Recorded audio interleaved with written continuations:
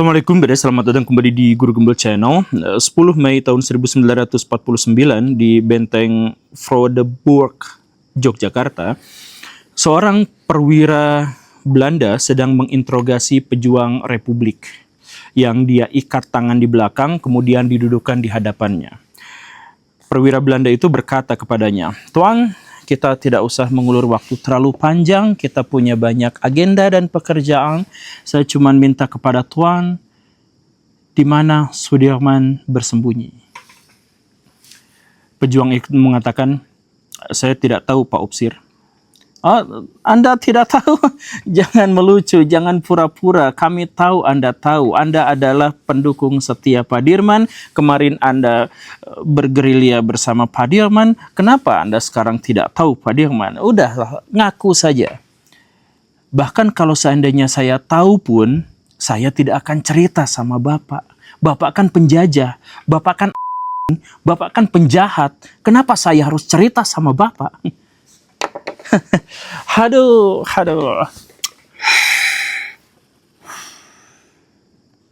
"Tuan, dengarkan kami tidak mau jahat sama Tuan, kami ingin baik sama Tuan. Dan kami punya coklat, kami punya susu, kami punya beras, kami punya hulden, kami punya banyak sekali harta. Tuan bisa kami kasih semuanya dan semuanya aman. Kami tidak akan cerita sama orang-orang kalau Tuan bocorkan rahasia itu. Cukup di antara kita saja, ya?" Ya, penjajah tetap penjajah. Kami tidak sudi memberitakan informasi itu. Diperlakukan seperti itu, serdadu itu melirik ke satu arah, memberikan isyarat, dan tiba-tiba dari arah itu tuh muncul seorang orang pribumi, kulitnya pribumi, wajahnya pribumi, bahasanya pribumi, tetapi dia menggunakan pakaian tentara kolonial Belanda, kenil. Dan dari situ dia dengan gagang besi langsung menghantamkan besi itu ke kepala pejuang itu sampai ambruk. Dan setelah itu masih dipukuli juga, badannya, kakinya, semuanya dipukuli, jari-jarinya dipatahkan. Dan dia berteriak kesakitan, dia benar-benar kesakitan, tetapi yang keluar dari mulutnya hanya umpatan dan caci maki kepada perwira Belanda itu. Tapi setelah badannya hancur, setelah mukanya juga berdarah-darah, giginya copot, kupingnya robek, diangkat lagi, didudukan lagi. Perwira Belanda itu kembali menawar, "Tuan, ini adalah tawaran terakhir. Luka-luka Tuan bisa kami obati dan Tuan bisa pulang dengan bahagia." Di mana Sudirman berada? Pejuang itu nampak sangat payah, nampak sangat kesakitan, dan bahunya bergetar, bergoyang-goyang. Perwira Belanda itu mengira bahwa pejuang itu sekarat, pejuang itu menahan sakit. Tetapi ternyata pejuang itu sedang tertawa. "Saya tidak akan kasih tahu. Saya tidak akan kasih tahu. Tapi kalau saya harus kasih tahu, saya punya informasi penting, Pak Perwira. Sudirman itu akan mengencingi jasad kamu yang membusuk di Ibu Pertiwi." Perwira itu udah nggak sabar lagi. Ya sudah. Dan akhirnya orang pribumi berbaju Belanda tadi itu akhirnya menyeret pejuang itu keluar dan terdengarlah 2 kali bunyi tembakan api. Pejuang itu meninggal. Tetapi ya sekitar 1 bulan kemudian perwira itu mendapatkan surat bahwa ya dirinya memang benar-benar harus mundur, harus angkat kaki dari Indonesia karena Yogyakarta sudah diambil alih kembali. Oleh siapa? Siapa lagi kalau bukan Sudirman. Dia memang gagal ditangkap oleh Belanda, tapi yang lebih penting bukan itu. Dia telah menyadarkan dunia internasional bahwa TNI masih ada, bahwa kekuatan Indonesia masih bisa melawan, dan bahwa pada waktu itu Belanda justru secara diplomatik dikalahkan. Seiring dengan dirinya yang pergi keluar dari Yogyakarta, Sudirman datang dengan konvoi yang dielu-elukan oleh masyarakat sebagai pahlawan besar. Itulah yang terjadi pada tahun 1949 ketika Pak Dirman selesai dalam perang gerilyanya. Dan Baraya tahu orang pribumi yang berpihak pada Belanda tadi itu berasal dari batalion Anjing Nika. Saya punya bajunya. Ini adalah baju dari perwira yang tadi itu. Baraya bisa cek. Ini emblem Anjing Nika. Warnanya merah, berarti ini penanda bahwa dia itu beroperasinya di Pulau Jawa. Dan kita lihat di sini, nah ini ada Nederland Indies. Ini adalah tentara kerajaan Belanda. Ini ada baretnya.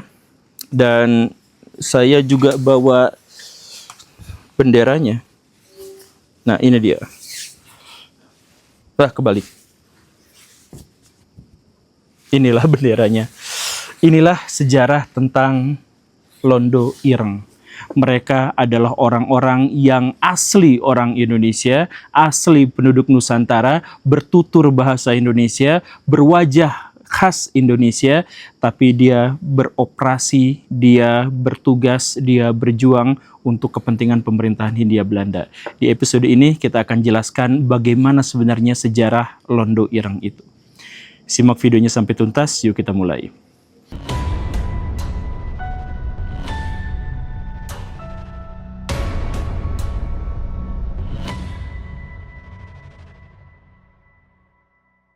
Saya mengajak Baraya untuk kembali ke 120 tahunan sebelumnya. Di Jawa ada sebuah peristiwa pertengkaran yang sangat dahsyat, yang sangat besar, yang oleh Belanda disebutnya sebagai The Javasoorlog atau Perang Jawa, atau kita menyebutnya Perang Diponegoro. Itu adalah perang yang paling menyakitkan, perang yang paling bikin frustasi Belanda. Betapapun perang itu membuat orang-orang pribumi jauh lebih tertekan, tetapi Belanda pada waktu itu juga benar-benar frustasi dan benar-benar mengalami trauma.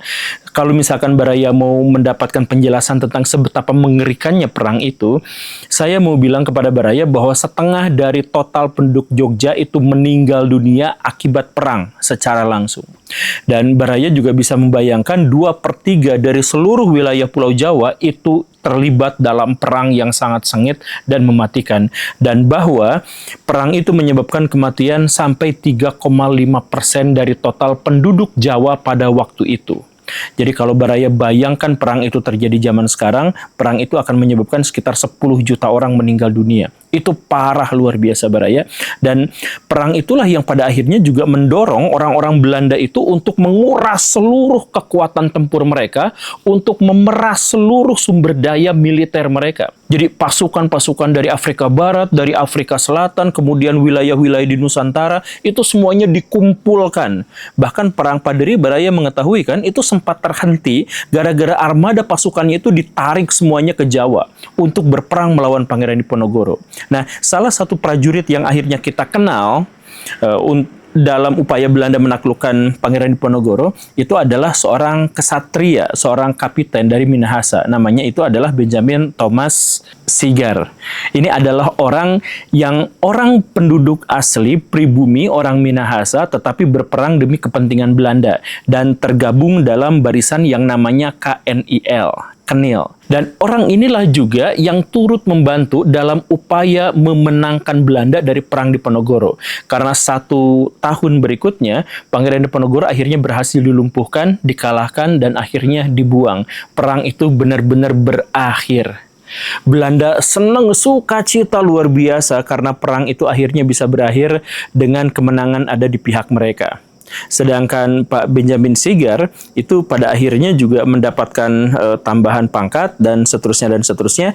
Dan kita mengetahui beliau itu adalah leluhur dari Presiden Republik Indonesia yang ke-8, Pak Prabowo Subianto. Jadi leluhurnya Pak Prabowo Subianto itu adalah Londo Ireng karena beliau adalah bagian dari pasukan Kenil dalam upaya menghabisi perlawanan Pangeran Diponegoro. Begitu. Nah, tetapi saking takutnya Belanda pada waktu itu terhadap kemungkinan perang sebesar ini terjadi lagi, maka Belanda itu benar-benar mengubah kebijakan dan pendekatannya dalam upaya menaklukkan wilayah-wilayah di Nusantara, termasuk Jawa. Nah, salah satu program yang diupayakan Belanda untuk tetap mempertahankan kedaulatan dan kekuasaannya, tetapi tidak terlalu menyinggung dan memprovokasi orang-orang Jawa dan orang-orang Nusantara, itu adalah mereka memperkuat barisan yang namanya Kenil tadi itu. Jadi Belanda itu punya 2 pasukan Baraya. Pasukan yang pertama itu KL, Koninklijk Leger. Ini adalah pasukan inti dan pasukan utama Belanda, pasukan kerajaan Belanda. Dan ada lagi yang namanya itu adalah KNIL atau Kenil. Koninklijk Nederland Indisch Leger. Nah, ini adalah pasukan yang jumlahnya lebih banyak di Nusantara, tetapi mereka itu adalah pasukan-pasukan rekrutmen. Pasukan yang tidak berasal dari ras Belanda gitu. Bukan yang putih, bukan yang tinggi, bukan yang mancung, bukan yang bermata biru, bukan yang pirang, bukan. Tetapi berasal dari wilayah-wilayah dari Nusantara dan kemudian wilayah jajahan Belanda yang lain di Afrika. Makanya khususnya pasukan yang berasal dari Afrika itu kan datang ke Nusantara itu dengan pakaian Belanda, dengan misi yang diembankan oleh Belanda. Nah, makanya orang-orang itu kemudian disebut sebagai Zwarte Hollander, atau bahasa Indonesianya Belanda hitam, atau orang Jawa kemudian menyebutnya Londo Ireng. Nah, jadi salah satu Londo Ireng paling pertama dan paling kita kenal itu adalah Pak Benjamin Sigar, yang adalah kakek dari kakeknya Pak Prabowo Subianto.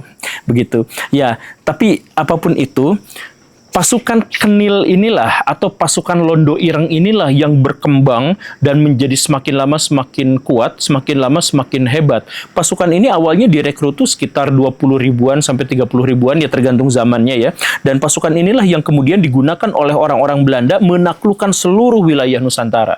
Jadi kalau Baraya mengingat perlawanan Indonesia dalam tanda kutip ya melawan Belanda yang katanya 350 tahun dan seterusnya, itu kebanyakan di antara kita tuh tidak berperang melawan Belanda, orang Belanda, tapi berperang dengan Belanda yang sebenarnya direkrut dari orang-orang pribumi sendiri.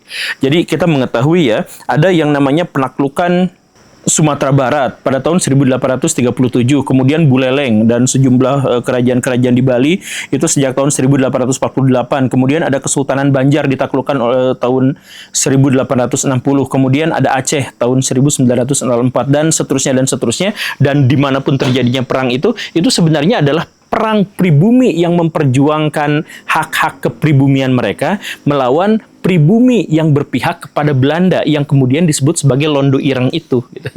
Nah, jadi sebenarnya ini adalah bagian yang tidak disebutkan dan tidak banyak dicatat oleh buku-buku sejarah kita, karena buku sejarah itu kan mengajarkan kepada kita nasionalisme, mengajarkan kepada kita ideologi kebangsaan dan sebagainya, dan riwayat bahwa prajurit-prajurit Belanda kebanyakan yang digunakan untuk menaklukkan kerajaan-kerajaan Nusantara itu adalah orang Nusantara sendiri, itu kan pasti akan menyakiti nasionalisme kita kan. Makanya nggak banyak disebut gitu. Nah, tapi apapun harus kita garis bawahi bahwa Kenil alias Londo Ireng alias Koninklijk Nederland Indisch Leger itu berhasil menjadikan Belanda benar-benar menguasai wilayah Indonesia seutuhnya, yang mengantarkan Belanda untuk mendeklarasikan Pax Nederlandica pada tahun 1908. Jadi Londo-Londo Ireng itulah yang paling berjasa buat Belanda. Begitu. Nah, sebuah catatan penting bahwa sebelum deklarasi Pax Nederlandica itu, Belanda secara sengaja mendesain agar pasukan Kenil itu menjadi pasukan yang dicitrakan sebagai barbar, biadab, kurang ajar, benar-benar tidak takut mati, tetapi sangat intimidatif. Belanda tuh menginginkan yang seperti itu. Kenapa? Karena Belanda itu takut kalau orang-orang pribumi itu nyerang dan menyalahkan orang Belanda yang asli, sehingga mereka tuh harus membuat sebuah citra bahwa pasukan Belanda yang KL itu diplomatik, itu santun, itu kompromistis, itu tidak kasar. Nah, kemudian ada satu lagi pasukan yang namanya Kenil, itu buas, beringas, galak, tidak beradab, tidak berperi kemanusiaan dan sebagainya. Itu didesainnya seperti itu. Ya agar apa? Agar karena Belanda itu trauma dengan Perang Jawa atau Javaoorlog itu, maka Belanda itu harus bikin sebuah desain di mana orang pribumi itu gak bisa marah kepada orang Belanda kecuali lewat pribumi yang lain gitu. Dan orang-orang pribumi ini yang berpihak kepada Belanda pada akhirnya juga kan menciptakan dan menghasilkan bias gitu. Bahwa saya kan mau berperang lawan Belanda, tapi ternyata saya berperang dengan teman sendiri gitu. Nah, ini kan menciptakan bias gitu. Nah, inilah yang dibutuhkan dan diinginkan oleh Belanda gitu. Tetapi justru inilah masalahnya, kekuatan terbesar dari Kenil itu adalah kelemahannya. Mereka itu didesain, mereka itu dididik untuk bertempur melawan kerajaan-kerajaan di Nusantara, berperang secara gerilya, kemudian menciptakan berbagai tipu muslihat. Tetapi mereka itu hanya didesain untuk itu. Ketika zaman berubah, kemudian dunia mulai mengenal perang modern, nah pasukan Kenil ini tidak dibekali pelatihan-pelatihan yang memadai untuk berhadapan dengan perang modern. Contohnya, pada tahun 1941-1942, itu kan ada kampanye besar-besaran Jepang ke Nusantara untuk mengambil alih wilayah ini dari kekuatan Belanda. Begitu kan? Nah, Kenil kan tentu saja diberdayakan untuk berhadapan dengan pasukan Jepang. Tetapi apa yang terjadi? Digebuk baraya, dihancurkan. Tidak berdaya, tidak ada rematch, tidak ada drama lawan wasit, tidak ada apa-apa. Pokoknya di sekali serang itu langsung dikalahkan. Karena ketika pasukan Kenil misalkan konvoi di satu wilayah, misalkan ketika mereka itu harus melindungi Bandung dari serangan Jepang, itu kan mereka mempersiapkan diri itu di daerah Ciater, daerah Tanjakan Emen, daerah Subang di situ. Mereka mempersiapkan semuanya itu, tetapi alih-alih mereka berhadapan dengan tentara-tentara personil infanteri Jepang, yang mereka hadapi pertama kali itu adalah Mitsubishi Zero, pesawat tempur paling canggih di zamannya. Jadi ketika orang-orang Kenil bersiap-siap nih daerah gunung nih, ngeliatin, itu masih jauh, ayo kita siap-siap. Tiba-tiba yang datang, apa itu? Apa itu?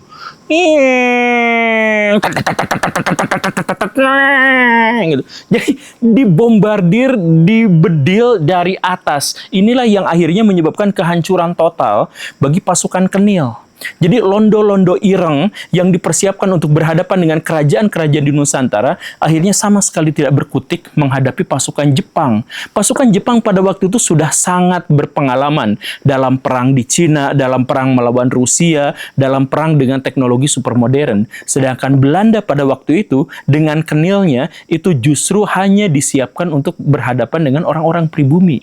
Makanya hancur. Dan setelah hancur apa? Orang Belanda benar-benar menyerah kepada Jepang, dan kemudian Jepangnya menguasai wilayah Nusantara dan pasukan Kenil dibubarkan. Udah bubar, nggak guna banget kalian itu, udah pergi.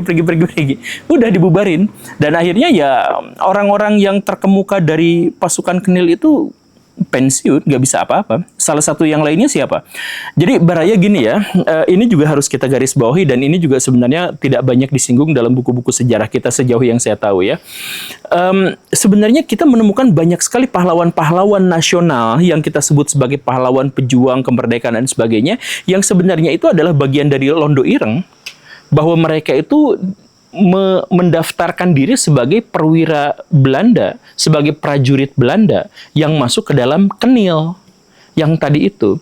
Coba baraya sebutkan siapa aja pahlawan-pahlawan nasional kita yang sebenarnya berasal dari Kenil. Ada Pak Urip Sumoharjo, kemudian ada Pak Aha Nasution, kemudian ada Pak Gatot Subroto, ada Pak Harto. Itu semuanya itu adalah orang Kenil, orang yang kita sebut sebagai londo ireng. Walaupun nggak benar-benar ireng, tetapi kan itu sudah menjadi pengumuman gitu untuk semua personil-personil pasukan Belanda yang bukan orang Belanda, kan begitu ya. Nah, Pak Harto itu ada di situ.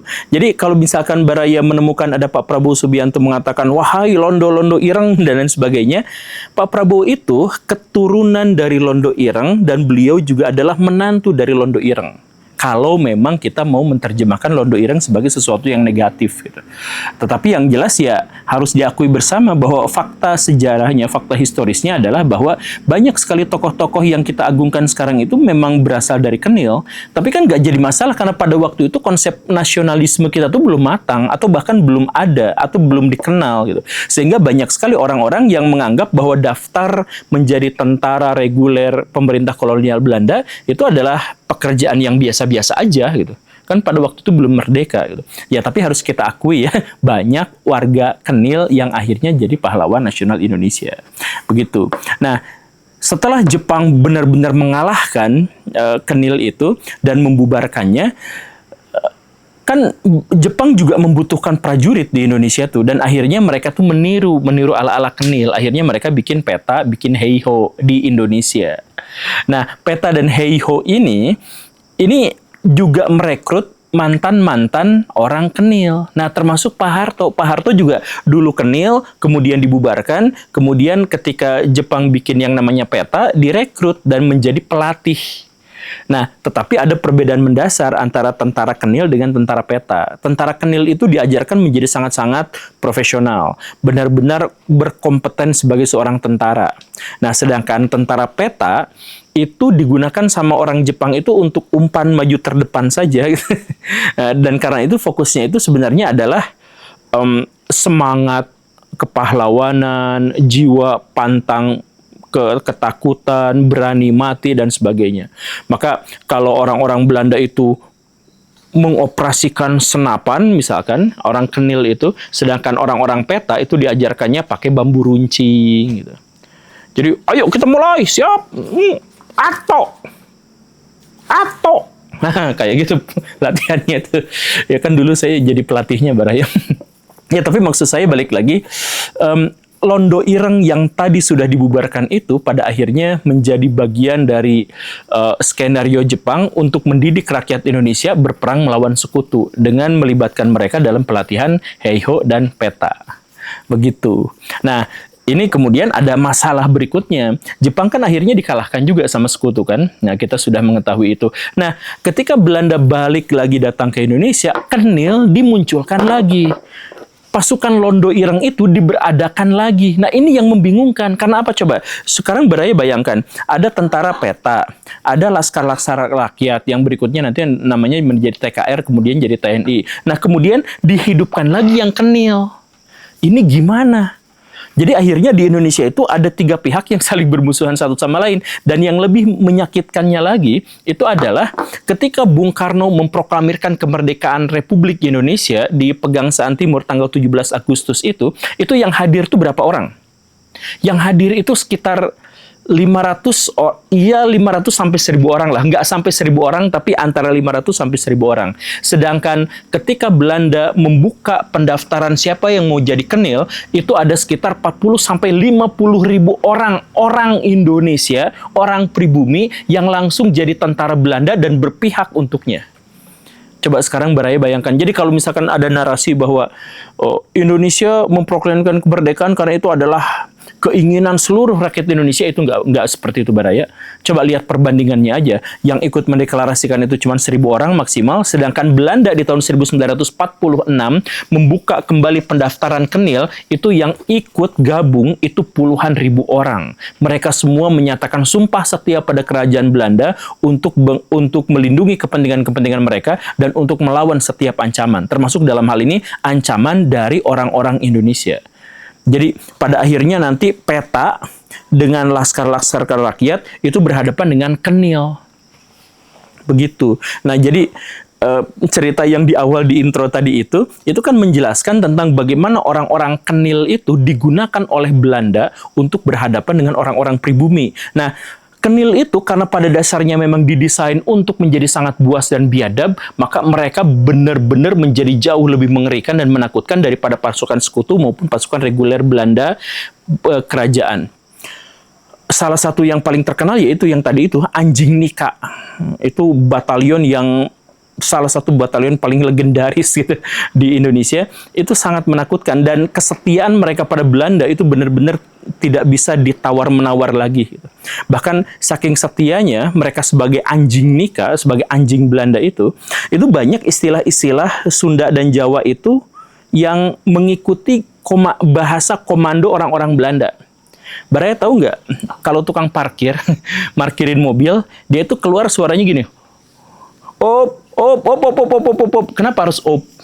Atau orang Sunda nyebutnya hup, artinya stop gitu ya. Nah, itu kan sebenarnya adalah bahasa Belanda. Jadi orang pribumi itu disuruh jalan, disuruh op, langsung berhenti gitu. Nah, pembahasan yang digunakan oleh Belanda untuk anjing-anjing Nika itu sampai sekarang masih kita gunakan ya, jadi tukang parkir itu. Begitu Baraya. Ya, tapi balik lagi. Sekarang situasinya adalah orang pribumi yang memperjuangkan kemerdekaan Indonesia berhadapan dengan Kenil, orang Indonesia juga yang ingin Indonesia tetap dijajah sama Belanda. Itu terjadi perangnya sekitar 4 tahun Baraya, atau 3 tahun lah maksimalnya ya. Jadi dari tahun 1946 sampai 1949. Jadi kalau Baraya kenal dengan agresi militer Belanda 1, kemudian agresi militer Belanda kedua, kemudian ada bentrokan di sana sini dan seterusnya, itu sebenarnya adalah orang-orang Indonesia ngelawan orang-orang Indonesia yang lain yang pro terhadap Belanda. Gitu Baraya, ya ada tentara KL Belandanya itu ada, yang bule-bule itu ada, tetapi jumlah yang lebih besarnya justru adalah pasukan Kenil yang adalah rekrutan dari orang Indonesia sendiri. Begitu. Dan akhirnya apa? Ketika pada tahun 1949 Indonesia menang perundingan dalam konferensi meja bundar dan akhirnya Indonesia bebas dan diakui oleh dunia internasional, ada catatan berikutnya di mana Belanda memanfaatkan Kenil itu. Yaitu apa? Belanda mengatakan kami akan mengakui kedaulatan Indonesia dengan beberapa syarat. Nah, salah satu syaratnya itu adalah Kenil harus digabungkan dengan TNI untuk membuat sebuah korps pasukan yang baru yang namanya itu adalah APRIS. Jadi TNI dibubarkan, Kenil dibubarkan, tapi pasukan-pasukannya dilebur jadi satu, didirikanlah yang namanya APRIS, Angkatan Perang Republik Indonesia Serikat. Nah, itu syarat Belanda Baraya. Biar apa? Ya tentu saja Belanda-Belanda itu lagi menyimpan penyakit besar, menyimpan kanker, menyimpan parasit di dalam tentara kita. Tentara kita sudah ada, kemudian Belanda masukkan ke sana, dan kemudian jumlahnya banyak membengkak. Itu sekitar 200.000 orang, Baraya. Itu terlalu banyak. Nah, jadi pemerintah Indonesia tuh udah mah duitnya nggak dapet, kita harus membangun, kita harus menjadi negara berdaulat yang merdeka, bla bla bla bla bla. Ini justru malah dikasih tentara yang banyak. Belanda mensyaratkan, kalau kamu mau diakui kedaulatannya, maka tentara saya, Kenil yang tadi itu harus jadi bagian dari tentara Republik Indonesia Serikat. Dan dampaknya apa? Ya jelas, selain ongkos yang membengkak, itu terjadi perpecahan internal. Orang-orang Nusantara yang sudah berpihak pada Belanda kan tentu saja nggak mau disatukan sama yang sebelumnya menjadi musuh mereka. Ini ada satu kejadian Baraya, ada seorang perwira, bukan perwira, ada seorang prajurit orang Indonesia itu ketika berperang lawan Belanda itu sampai keluarganya tuh dibantai, sampai rumahnya dibakar, sampai harta kekayaannya diambil. Nah, setelah konferensi meja bundar, kemudian orang-orang Kenil itu dipaksa gabung, ternyata orang Kenil itu diangkat jadi atasan dari pejuang ini. Dan ada dalam satu divisi, ada dalam satu batalion, disatuin. Nah, ini coba sakitnya tuh kayak gimana, Baraya? Disatuin sama musuh sendiri. Dan inilah pada akhirnya yang menyebabkan rangkaian kekerasan di Indonesia yang berlarut-larut. Coba Baraya, Perang Andi Aziz itu adalah mantan Kenil masuk ke APRIS tapi kemudian memberontak. Kemudian ada RMS Republik Maluku Selatan, itu kejadiannya sama. Kemudian ada Ratu Adil APRA ya, Westerling, itu juga melakukan hal yang sama. Jadi ini adalah strategi Belanda gimana caranya walaupun mereka sudah mengakui kedaulatan Indonesia, tapi Indonesia akan dihancur leburkan dari dalam gara-gara konflik internal antara mantan Kenil dengan mantan TNI. Begitu. Dan perang itu nggak selesai sampai di situ Baraya, bahkan sampai berkelanjutannya, sampai G30S itu masih. Itu adalah sisa-sisanya, bahkan sampai sekarang kita kan masih tahu bahwa ya londo-londo ireng itu masih menjadi musuh dalam selimut di Republik Indonesia yang tercinta ini. Kita tidak tahu apa yang terjadi, tetapi ya londo-londo ireng itu masih kuat. Jadi ayo kita jadikan sebagai pelajaran untuk berhati-hati. Terima kasih karena sudah menyimak. Saya Guru Gembul. Assalamualaikum warahmatullahi wabarakatuh.